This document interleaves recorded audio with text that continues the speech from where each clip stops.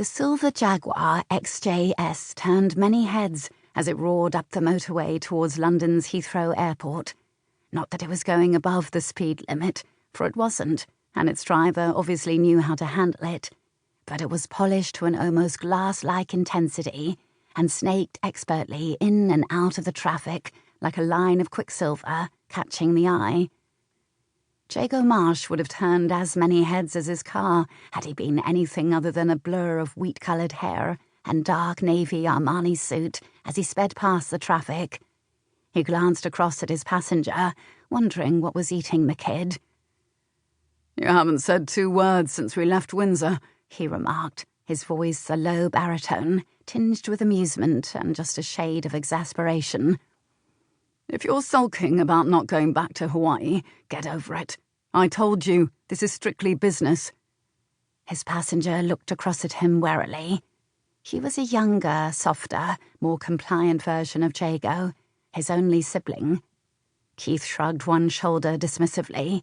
It too was cased in Armani, but lacked his older brother's strength and width. "I couldn't care less if I never see the place again," he said truthfully. Jago shot him a quick look, then glanced in the mirror, indicated change lanes and gears easily, and pulled away from a trundling milk tanker. The manoeuvre safely completed, he sighed heavily. "Still got bad memories, huh? Well, I assure you, no woman is worth it." Keith sighed, thinking of Candy Mitchell, the blonde Californian who'd taken him for such a ride last summer. Just how dumb could you get, Keith wondered, in a rare moment of introspection and an even rarer moment of self-disgust.